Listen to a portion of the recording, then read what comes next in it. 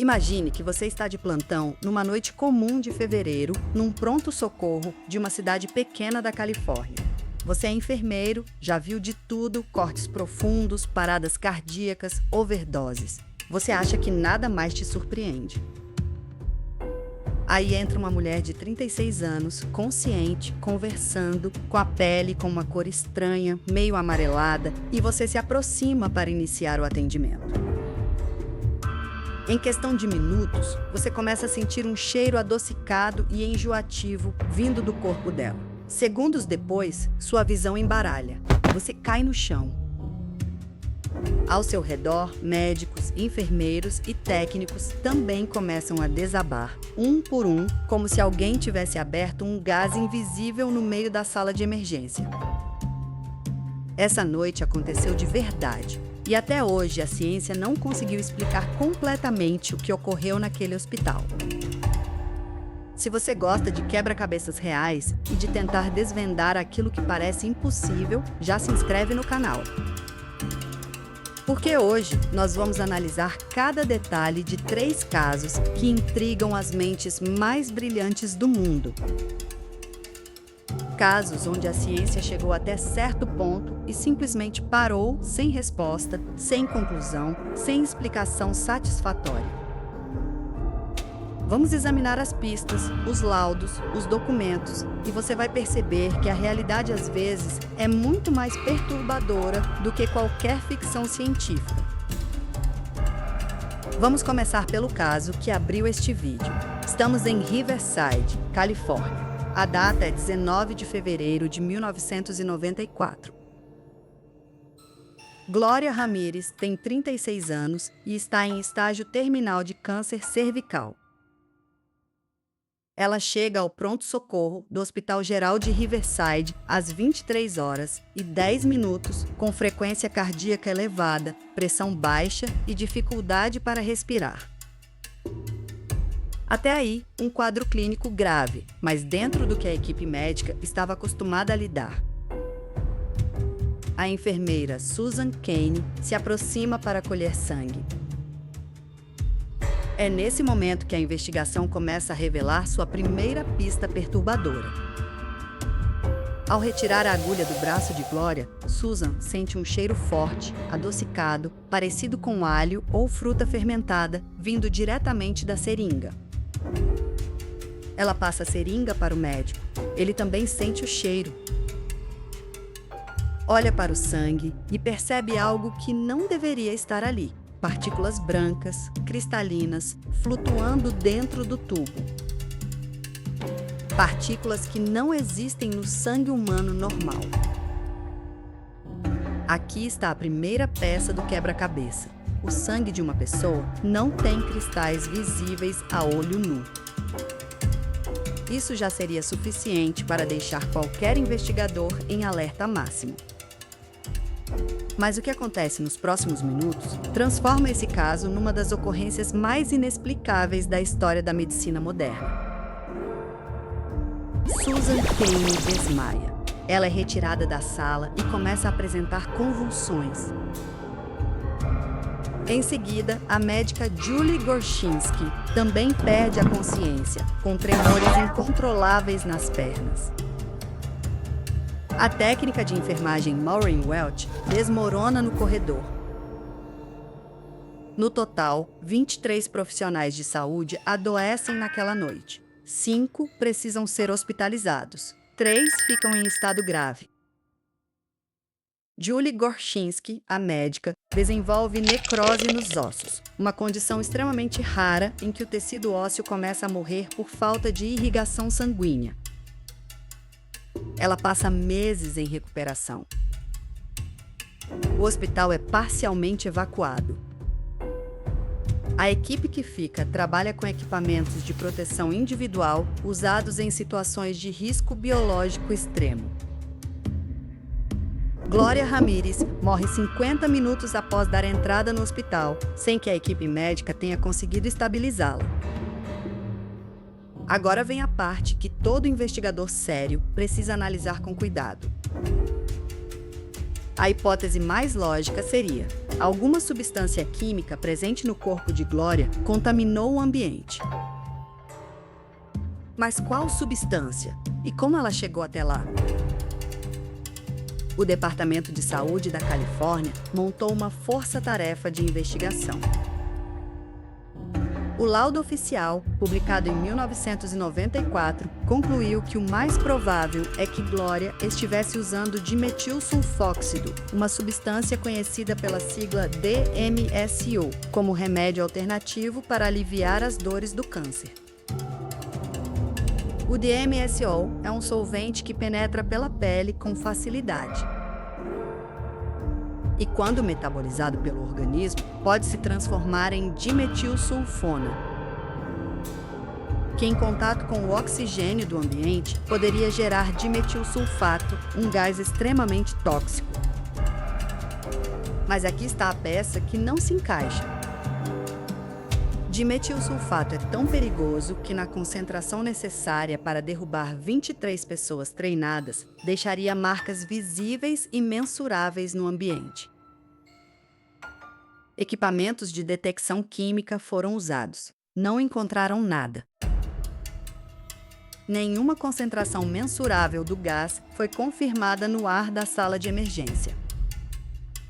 Além disso, 2 dos profissionais que adoeceram estavam do lado de fora da sala, no corredor, a vários metros de distância de Glória.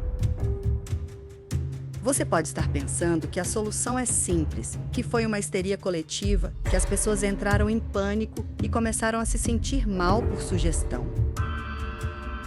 É uma teoria razoável e foi levantada pelos próprios investigadores. Mas histeria coletiva não causa necrose óssea. Histeria coletiva não derruba uma médica experiente com tremores neurológicos que duram meses. A biópsia dos ossos de Julie Gorshinsky confirmou a necrose. Isso é físico, documentado e irreversível. O corpo de Glória Ramírez ficou retido no necrotério por mais tempo do que o habitual, porque as autoridades precisavam de mais exames. Quando os peritos foram examinar o corpo com proteção adequada, não encontraram nenhuma concentração anormal de substâncias tóxicas que justificasse o ocorrido. O caso foi encerrado sem uma conclusão definitiva. O laudo oficial é até hoje contestado por pesquisadores independentes. Tem um detalhe nesse caso que a maioria das pessoas ignora, mas que muda todo o sentido da investigação. Os cristais encontrados no sangue de Glória nunca foram completamente identificados.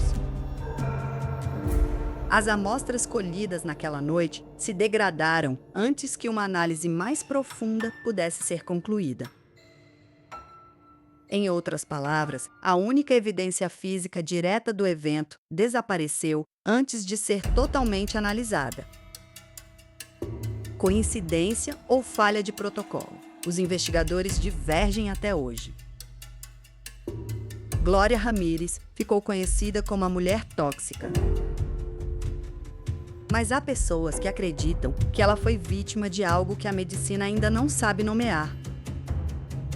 Sua família sempre defendeu sua inocência, argumentando que Glória era uma mulher simples, doente, sem nenhum histórico de comportamento suspeito. A filha dela deu entrevistas anos depois, dizendo que a mãe nunca usou DMSO, que jamais soube sequer o que era aquela substância. E se eu te dissesse que existe um hotel em Los Angeles onde 2 serial killers diferentes se hospedaram em épocas distintas, onde 16 mortes foram documentadas ao longo das décadas, e onde uma jovem de 21 anos desapareceu e foi encontrada dentro de um tanque de água no telhado com a tampa fechada por fora? Bem-vindo ao Hotel Cecil. E acredite, isso é só o começo.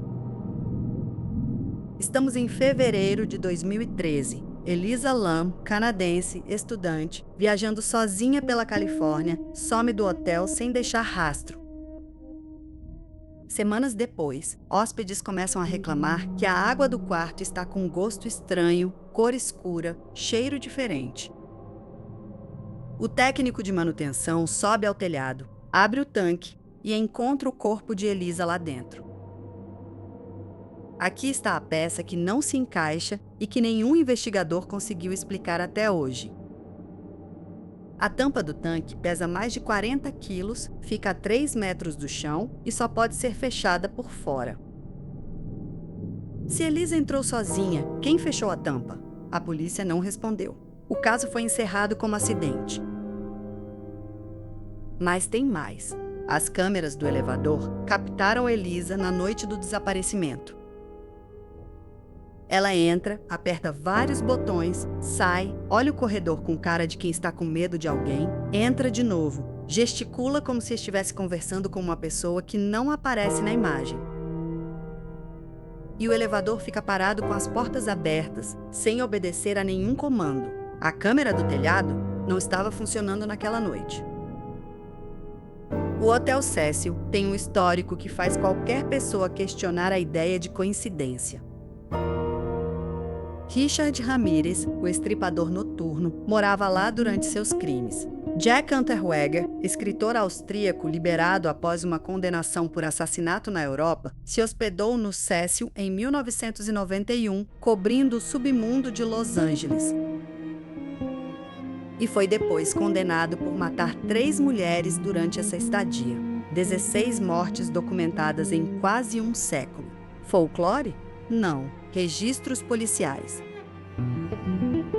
Agora o terceiro e último caso. E esse é diferente porque não tem câmeras, não tem hospital, não tem testemunhas. Tem apenas uma estrada de terra no Oklahoma, um carro abandonado e silêncio. Outubro de 2009. Bob e Sherilyn Jameson saem com a filha de 6 anos, Madison, para ver um terreno nas montanhas Wildhorse. Nunca voltam. O carro é encontrado dias depois numa estrada isolada. Dentro dele, $408 em espécie sobre o banco, os celulares do casal, a bolsa com documentos, a comida do cachorro.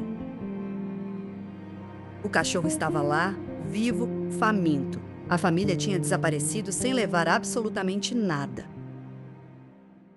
Olhem este detalhe. Bob havia escrito um testamento poucos dias antes da viagem. Sherilyn havia mandado mensagens para amigos dizendo que achava que alguém queria machucar a família. O casal acreditava estar sendo perseguido por forças que descreviam como sobrenaturais. Paranoia? Talvez. Mas paranoia não explica 3 pessoas desaparecidas, sem deixar pegadas, sem deixar rastro, sem deixar nada. Os corpos foram encontrados 4 anos depois, a 3 quilômetros do carro, numa área de mata densa, decomposição avançada. Causa da morte, inconclusiva. Não havia sinais claros de violência nos ossos. Não havia sinais de acidente. A área tinha histórico de atividade ligada ao tráfico de drogas. A polícia investigou. Não incriminou ninguém. O caso continua sem solução até hoje. 3 casos, 3 investigações, 3 arquivos fechados sem resposta. Glória Ramírez derrubou 23 profissionais de saúde e ninguém sabe exatamente como. Elisa Lam terminou dentro de um tanque cuja tampa não pode ser fechada por dentro. A família Jameson caminhou 3 quilômetros para dentro da mata sem levar nada e ninguém sabe por quê. A ciência chegou até onde podia e parou. Agora o detetive é você. Qual desses 3 casos você acha que tem uma explicação que os investigadores escolheram ignorar? Qual deles te parece impossível de resolver? Comenta aí embaixo a sua teoria. Quero ver quem chega mais perto da verdade. E se você quer continuar desvendando os mistérios que a ciência não consegue fechar, se inscreve no canal, porque toda semana tem um novo caso esperando por você.